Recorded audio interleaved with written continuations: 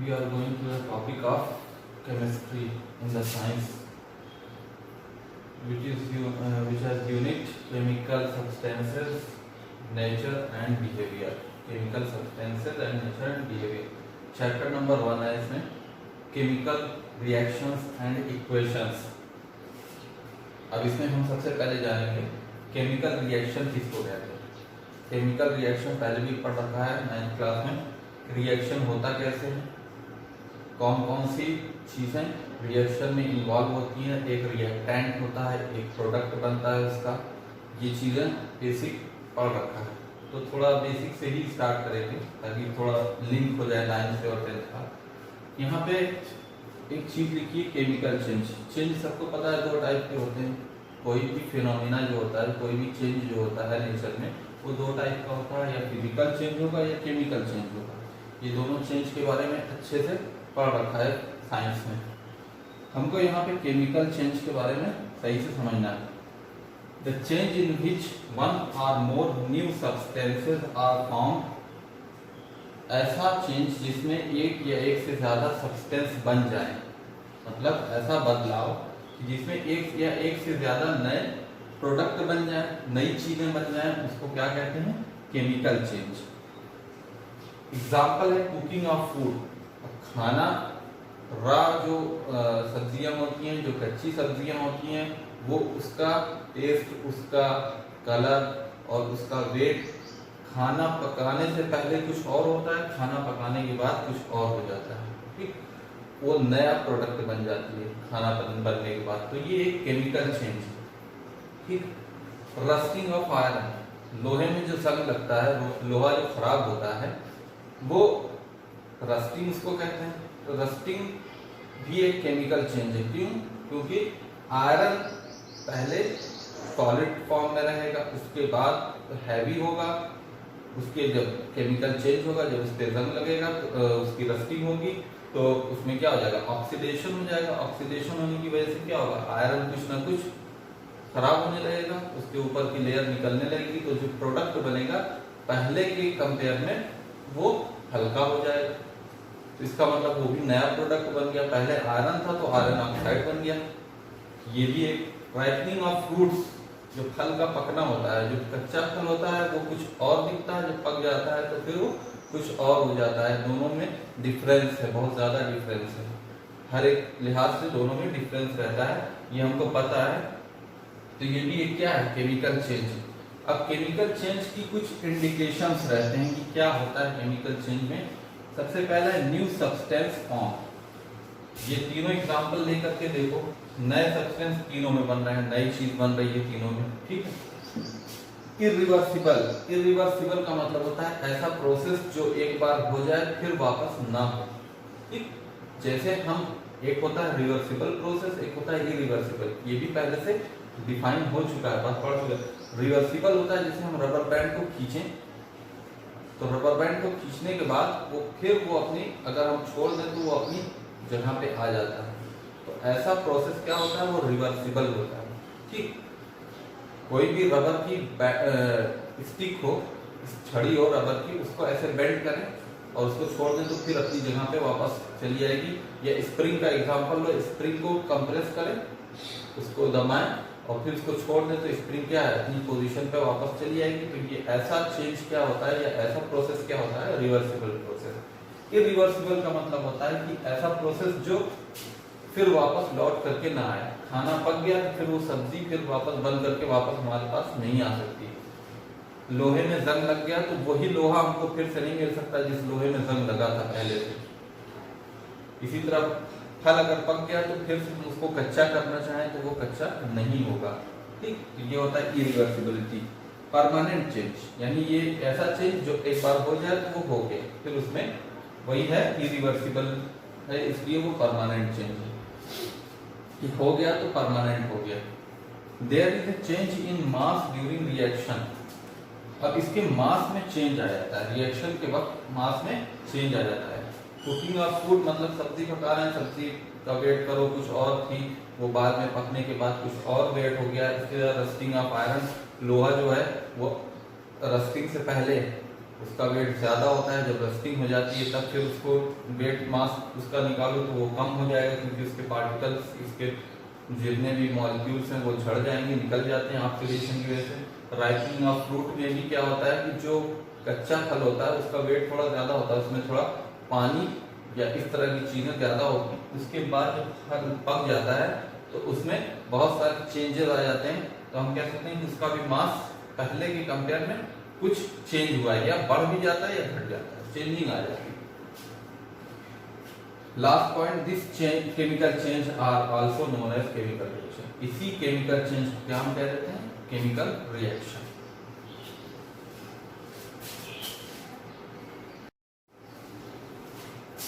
Now going to the chemical equations. हमने chemical reaction के बारे में पढ़ लिया, केमिकल इक्वेशंस क्या होते हैं उनके बारे में समझना। Symbolic representation of a chemical reaction in the form of symbols and formula. ऐसी रिप्रेजेंटेशन जिसमें सिंबल हो और फार्मूला हो सब्सटेंस का, मतलब कोई सब्सटेंस है उसकी सिंबॉलिक रिप्रेजेंटेशन और फार्मूला दे रखा हो उसका। वो किसी भी केमिकल रिएक्शन जहाँ पे हो रहा है केमिकल रिएक्शन, उसमें सिंबॉलिक रिप्रेजेंटेशन होगी तो उसको क्या कहेंगे? Chemical equation. मतलब जैसे हम मैथमेटिक्स में इक्वेशन बनाते हैं, बीच में ऑपरेशनल साइन बनाते हैं, यहाँ पे ऑपरेशनल साइन सिर्फ प्लस होता है, सिर्फ प्लस होता है, ठीक है। तो ये होता है केमिकल फार्मूला। एग्जाम्पल के लिए हाइड्रोजन प्लस ऑक्सीजन वाटर बनता है, 9th क्लास में पढ़ा है। हाइड्रोजन H2, हाइड्रोजन का जो सिंबल है वो H2 है, ऑक्सीजन का जो O2 है। जब ये दोनों मॉलिक्यूल आपस में मिलेंगे तो H2O वाटर बनेगा। तो ये एक क्या है? Chemical equation. यहाँ आपको समझ में आ रहा है कि इक्वेशन क्यों है? क्योंकि देखो ऑपरेशनल साइन भी लगा हुआ है, ठीक। ये मैंने 2 यहाँ पे लगाया है, यहाँ पे 2 लगाया, ये बैलेंस किया हुआ है इक्वेशन। बैलेंस करने का तरीका हम अगली टॉपिक में पढ़ेंगे, उसका अगला टॉपिक होगा बैलेंसिंग। तो यहाँ पे हाइड्रोजन और ऑक्सीजन जब आपस में ऐड हुए तो यहाँ पे प्रोडक्ट क्या बना? H2O।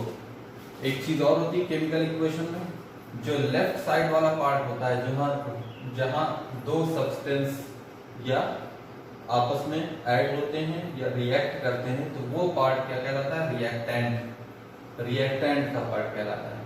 और जो राइट साइड वाला पार्ट होता है एरो के राइट साइड वाला पार्ट जो होता है वो क्या कहलाता है? प्रोडक्ट, ठीक है। तो वो प्रोडक्ट है, ये रिएक्टेंट है। जाहिर सी बात है, रिएक्शन दो चीज में होगा तो एक प्रोडक्ट तो बनेगा ही, तो नाम से भी समझ में आ रहा है। यहाँ पे एरो के कई कंडीशन दिखाई जाती है। कभी कभी होता है कि इनपुट हीट दी जा रही है, तो हीट का निशान, हीट के निशान के लिए एरो के ऊपर क्या लिख देते हैं? डेल्टा, ठीक। ये होता है डेल्टा, ये हीट के लिए होता है। किसके लिए? हीट के लिए। सनलाइट जा रही है तो सनलाइट डायरेक्ट लिख देते हैं। अगर टेम्परेचर कुछ है कि टेम्परेचर दे रहे हैं हम उसको, मान लीजिए 100 डिग्री सेंटीग्रेड, तो 100 डिग्री सेंटीग्रेड एरो के ऊपर लिखेंगे। एरो के ऊपर सारी चीजें लिखी जाती है जो एक्सटर्नल चीज होती है। और एक और होता है कैटलिस्ट। कैटलिस्ट शायद पहले से समझ रखा हो कैटलिस्ट के बारे में। कैटलिस्ट ऐसा एक सब्सटेंस होता है या ऐसा एक केमिकल होता है जो रिएक्शन का रेट बढ़ा देता है, रेट ऑफ रिएक्शन इंक्रीज कर देता है, उसको हम क्या कहते हैं? कैटलिस्ट। तो कैटलिस्ट कुछ भी हो सकता है, H2SO4, HCl, जो भी होगा वो एरो के ऊपर होगा। लेकिन ये कैटलिस्ट की एक खासियत होती है कि ये प्रोडक्ट में कहीं से भी दिखेगा नहीं होगा। कैटलिस्ट सिर्फ क्या करेगा? रिएक्शन के रेट को बढ़ा देगा। तो ये कुछ चीजें हैं यहाँ पे जो सिंबॉलिक फॉर्म में दिया रहता है। तो ये खास तौर पे ये जो डेल्टा होता है ये हीट, इससे पता चलता है कि हीट है।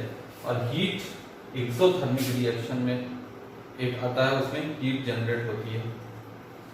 तो बहरहाल इसको आगे बताएंगे। अभी इसके बाद टॉपिक आता है, ये हो गया रिएक्टेंट, ये हो गया प्रोडक्ट, ठीक। अब हमको अगर केमिकल इक्वेशन ना बना होता तो हम केमिकल फार्मूला ना बना होता तो केमिकल इक्वेशन को हम ऐसे ही लिखते, hydrogen plus oxygen plus water, कितना ज्यादा बड़ा हो जाता। लेकिन केमिकल फार्मूले से हमको इजी हो गया। हाइड्रोजन का ऑक्सीजन का तो केमिकल फार्मूले का भी बहुत बड़ा यूज है। मोर इंफॉर्मेटिव केमिकल इक्वेशन, मतलब केमिकल इक्वेशन तो ये है ही, लेकिन इसको और इंफॉर्मेशन कैसे दे सकते हैं कि इसकी पहचान कैसे हो, इसकी पहचान कैसे हो, इसकी पहचान कैसे हो, ये किस फॉर्म में रहेगा, ये किस फॉर्म में रहेगा, ये किस फॉर्म में, इसकी स्टेट कैसी होगी, ये सारी चीजें हमको इंफॉर्मेशन देनी रहती है, तब जाकर के वो इक्वेशन पूरी तरह से सही रहता है। नंबर 1 है, देखो it can be done by 3 ways, 3 तरीके से हम इसको इंफॉर्मेशन दे सकते हैं, 3 तरीके से। Number 1 by indicating physical state of the physical state, यानी फिजिकल स्टेट बता दें, सॉलिड लिक्विड गैस ये बता दें। देखो सॉलिड अगर होगा, ये हाइड्रोजन भी गैस है, ऑक्सीजन भी गैस है, H2O क्या है, लिक्विड। तो सॉलिड, लिक्विड और गैस के लिए, सॉलिड के लिए हम क्या लिख देते हैं, S ब्रैकेट में, लिक्विड के लिए L, इसी तरह गैस के लिए G। ये S, L और G कहाँ लिखा जाएगा, जैसे हाइड्रोजन गैस है तो इसके आगे G, ऑक्सीजन गैस है तो इसके आगे G, H2O वाटर लिक्विड है तो इसके आगे L। ठीक, अब ये मोर इंफॉर्मेटिव हो गया, ये फिजिकल स्टेट इसकी बताने लगा। एक और होता है एक्वस, क्या होता है, एक्वस। ये क्या होता है, एक्वस। एक्वस का मतलब होता है कोई भी सॉल्यूशन जिसमें पानी मिक्स हो, जिसमें वाटर मिक्स होता है, ऐसे सॉल्यूशन को एक्वस सॉल्यूशन कहते हैं। तो इसको एक्यू, क्योंकि एसिड जो हम यूज करते हैं वो एक्वस होता है, यानी डाइल्यूट होता है। तो डाइल्यूट जो होता है वो क्या, उसमें क्या मिला रहता है, पानी मिला रहता है। कंसेंट्रिक अगर एसिड यूज करेंगे तो वो बहुत ज्यादा हार्ड होता है, वो सब्सटेंस को कोरोड कर देता है। तो हम कंसेंट्रिक नहीं यूज करते, हम एक्वस एसिड यूज करते हैं। तो पानी इसमें मिला रहता है, तो कहीं पे भी HCl, H2SO4, HNO3 आएगा तो हमारा उसके आगे क्या लिखा जाएगा, एक्वस, AQ। नंबर 2 है by indicating heat change in the reaction. हम हीट चेंज मतलब हीट का कैसे, हीट निकल रही है कि हीट हम दे रहे हैं। जैसे 2 टाइप के और रिएक्शन होते हैं, एक्सोथर्मिक, एंडोथर्मिक। एंडोथर्मिक में हम जिस भी रिएक्शन में हम हीट देते हैं वो एंडोथर्मिक रिएक्शन होता है। तो हम ऐसे में क्या लिखेंगे, प्लस हीट, यानी रिएक्टेंट की साइड हम क्या लिखेंगे। अभी इसका एग्जांपल हम देकर के बताएंगे कैसे कैसे होता है। रिएक्टेंट के साइड हम प्लस हीट लिखेंगे तो वो एंडोथर्मिक रिएक्शन होगा। एक्सोथर्मिक रिएक्शन में प्रोडक्ट के साथ प्लस हीट लिखेंगे तो वो एक्सोथर्मिक रिएक्शन हो जाएगा। Number 3 by indicating the condition under which reaction takes place. अब कंडीशन लिखनी है कि कौन सी कंडीशन में रिएक्शन हो रहा है। कंडीशन का मतलब जो मैंने एरो पे भी बताया था वही, कि एरो पे क्या लिखेंगे, सनलाइट है तो सनलाइट, हीट दी जा रही है तो डेल्टा का निशान लगेगा, और अगर कैटलिस्ट है तो कैटलिस्ट ऊपर लिखा जाएगा। तो ये कंडीशन होती है कि किस कंडीशन में रिएक्शन हो रहा है। ठीक,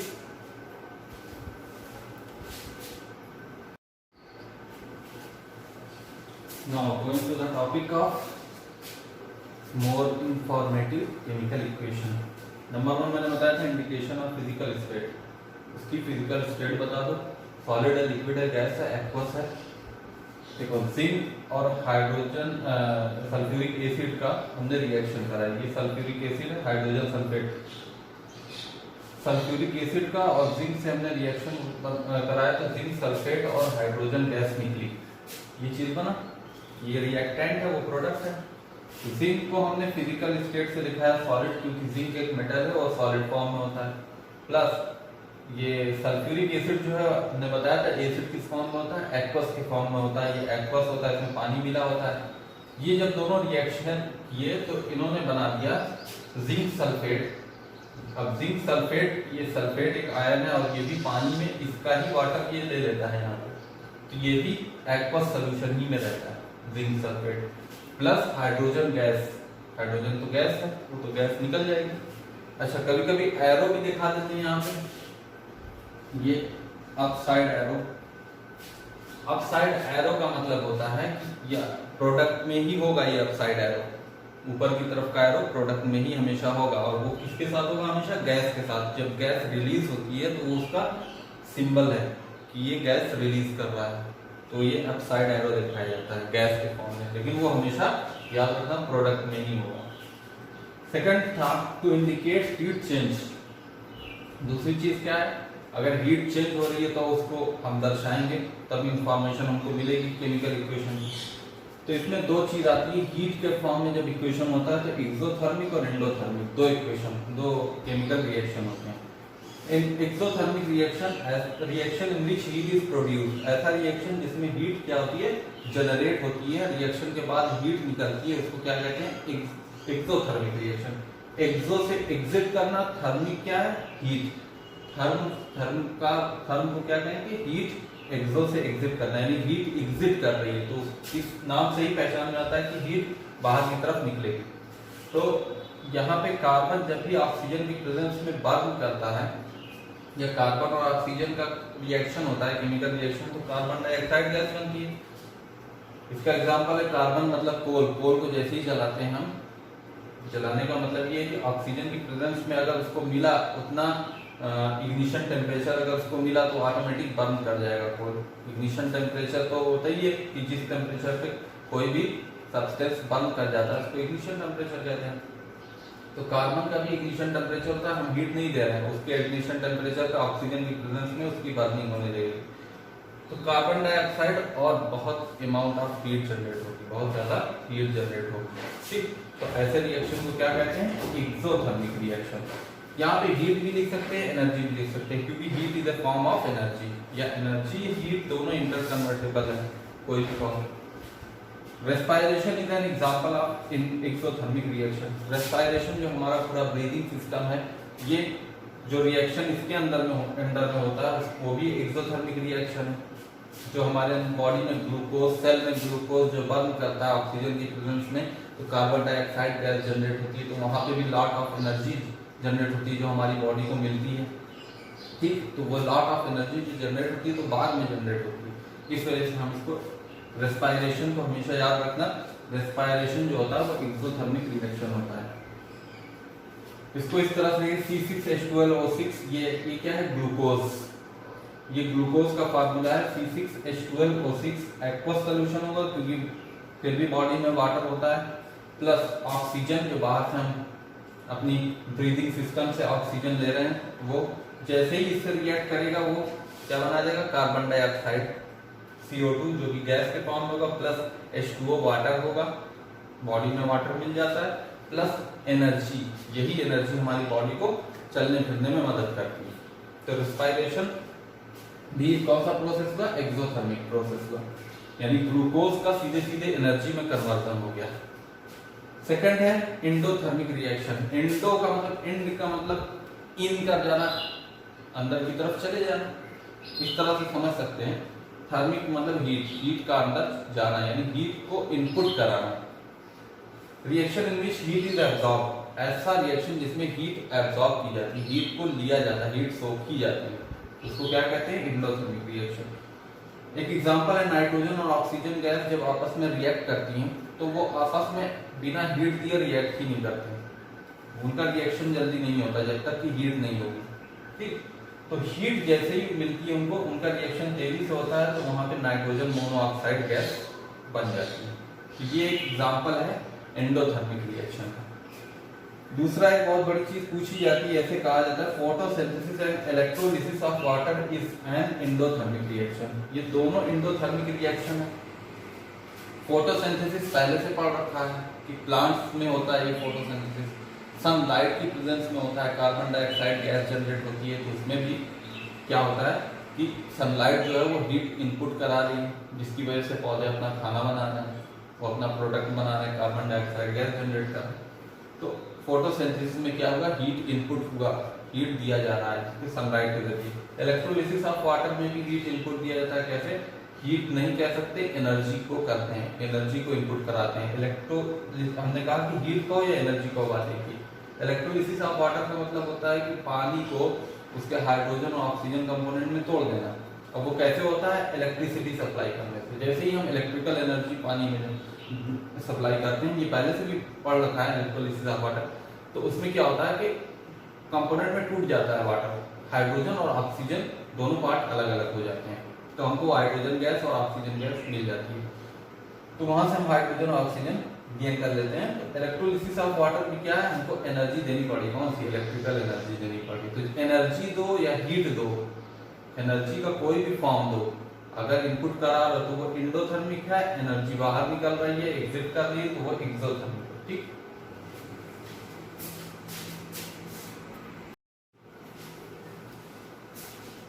third one is to indicate the condition. Condition मतलब कैसी हालत में कोई भी केमिकल रिएक्शन हो रहा है। यहाँ पे 3 रिएक्शन मैंने लिखा है, एक ये रिएक्शन, एक ये रिएक्शन और एक ये रिएक्शन। 3 रिएक्शन लिखा है तुम्हारे सामने, ये बुक में भी रिएक्शन दे रखा है, क्योंकि ये सही पड़ता है एग्जांपल देने के लिए, तो समझ में आता है कुछ इसलिए दे रखा है। यहाँ पे बहुत बड़ा फार्मूला दिया है, याद नहीं होगा, आज समझ में आएगा कैसा फार्मूला, क्या लिखा होगा, ये कुछ नहीं समझ में आ रहा है तो करेंगे क्या, अभी इसका टेंशन नहीं लेना, ये फार्मूला कैसे बन के आया, क्यों ऐसा हो रहा है, ये जब हम केमिकल रिएक्शन पढ़ेंगे कैसे होता है, इसको बैलेंस करेंगे पहले, उसके बाद कैसे होता है, जो कि आयन होता है, आयन से कम, जो 9th क्लास में मैंने पढ़ाया था क्रॉस मेथड आयन का, वो आयन से क्रॉस मेथड करके ये फार्मूला जनरेट होता है। ठीक है, तो इतना बड़ा फार्मूला घबराने की बात नहीं है। ये पोटेशियम क्लोराइड है, पोटेशियम क्लोराइड का फार्मूला है, सॉलिड फॉर्म में होता है। देखो हमने कंडीशन लिख दी सॉलिड फॉर्म, यहाँ पे नीचे नाम लिखना भी जरूरी है, ये जैसे मैंने यहाँ पे ऑक्सीजन नहीं लिखा है क्योंकि वेल नोन है इसलिए नहीं लिखा है, हालांकि लिख देना चाहिए यहाँ पे भी, ये नीचे नीचे इसका नाम लिख देना चाहिए। ये सब जो जैसे ही हमने इसको हीट दी, ये जो डेल्टा का निशान होता है, ये क्या होता है, ये होता है एक डेल्टा, इसको क्या कहते हैं, डेल्टा, इसका मतलब होता है हीट, और वो भी मैग्नीज डाइऑक्साइड के प्रेजेंस में। ये मैग्नीज डाइऑक्साइड है, इसके प्रेजेंस में हम हीट देंगे तब जा करके पोटेशियम क्लोराइड जो है वो पोटेशियम क्लोराइड में कन्वर्ट होगा, और वो भी सॉलिड फॉर्म होगा, प्लस ऑक्सीजन गैस जनरेट होगी। यानी हम इससे ऑक्सीजन गैस को बाहर निकाल सकते हैं, कैसे, इसको हीट दे दें और मैग्नीज डाइऑक्साइड की प्रेजेंस में हीट देंगे। मैग्नीज डाइऑक्साइड क्या है, ये एक कैटलिस्ट है, कैटलिस्ट क्या करता है, रेट ऑफ रिएक्शन को बढ़ा देता है, तो इससे जल्दी से ऑक्सीजन बाहर की तरफ निकल जाएगी ताकि हमको पोटेशियम क्लोराइड अलग हो जाए इससे। ठीक है, तो यहाँ पे ये है कंडीशन। कंडीशन क्या है यहाँ पे हीट और कैटलिस्ट दोनों साथ में लेना पड़ रहा है, तो ये कंडीशन है। तो ये अगर कंडीशन हम शो करा देते हैं तो ये इफेक्टिव हो जाता है कि नहीं हो जाता है, हमको पता चल जाता है कि हमको ये देना पड़ा इससे। दूसरा है कार्बन मोनोऑक्साइड, ये CO जो है कार्बन मोनोऑक्साइड है, मैंने लिखा नहीं है यहाँ पे, लिख देना चाहिए था लेकिन समझ में आता है, अंडरस्टूड है, CO कार्बन डाइऑक्साइड है, ये जो गैस के फॉर्म में होती है H2 क्या हाइड्रोजन गैस है। ये जब रिएक्शन करती है तो ये डायरेक्ट रिएक्शन नहीं करती, बहुत स्लो रिएक्शन होता है, इसलिए हम क्या कराते हैं 300 डिग्री सेंटीग्रेड, ये सबको पता है टेम्परेचर है। अब ये क्या नई चीज आ गई 300 ATM, ये वाला ATM नहीं, ATM मतलब होता है एटमॉस्फेरिक प्रेशर। एटमॉस्फेरिक प्रेशर के 11th में जाकर के टॉपिक बहुत बड़े एक्सप्लेन में मिलेगा। अभी यहाँ पे समझ लो एटमॉस्फेरिक प्रेशर मतलब यहाँ पे जितना भी हवा का दबाव है, जो एटमॉस्फेयर भी अपना एयर का एक प्रेशर लगाता है, हम पर भी लगाता है और वो सारे सरफेस पे लगाता है, ये सब जितने भी सब्सटेंस हैं इनके ऊपर भी लगाता है। तो इतने एटमॉस्फेरिक प्रेशर पे 300 एटमॉस्फेरिक प्रेशर अगर होगा तो 300 डिग्री सेंटीग्रेड पे इतना टेम्परेचर अगर होगा, जिंक ऑक्साइड और क्रोमियम ऑक्साइड की प्रेजेंस में, ये दोनों के ऑक्साइड की प्रेजेंस में 300 डिग्री सेंटीग्रेड टेम्परेचर पे 300 एटमॉस्फेरिक प्रेशर पे, तब जाकर के ये रिएक्शन फास्ट होगा और हमको मेथिल अल्कोहल मिलेगा। अल्कोहल बनाने के लिए इतना नोटंकी, मेथिल अल्कोहल बनेगा CH3OH।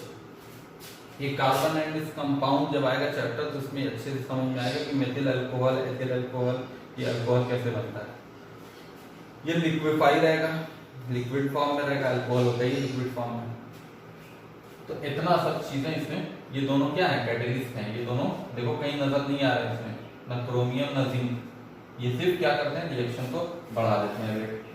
अब थर्ड है फोटोसिंथेसिस। फोटोसिंथेसिस सबको पता है, पहले से पढ़ रखा है। क्लोरोफिल और सनलाइट के प्रेजेंस में होता है ये रिएक्शन। कार्बन डाइऑक्साइड पौधे लेते हैं, पानी भी होता है पौधों में, सनलाइट की प्रेजेंस में कार्बन डाइऑक्साइड लेते हैं तो क्या जनरेट करते हैं, ग्लूकोज, अपना खाना बना लेते हैं and plus O2 oxygen gas निकाल देते हैं। ऑक्सीजन गैस उसको एग्जिट कर देते हैं। तो ये फोटोसिंथेसिस भी क्या है, एक तरीके का इंडिकेशन दे रहा है कि नहीं, सनलाइट और क्लोरोफिल के प्रेजेंस में ही हो रहा है रिएक्शन, अदरवाइज नहीं रिएक्शन होता। सनलाइट नहीं रहती रात में, फोटोसिंथेसिस नहीं होता है। ये 3 एग्जांपल थे जिससे समझने के लिए कि इंडिकेशन अगर हम दे दें तो हमारा इक्वेशन जो होता है मोर इंफॉर्मेटिव हो जाता है, हमारी इंफॉर्मेशन बढ़ जाती है, हमको सही से समझ में आने लगता है कि ये चीज हुई है यहाँ। ठीक, ये जरूरी है।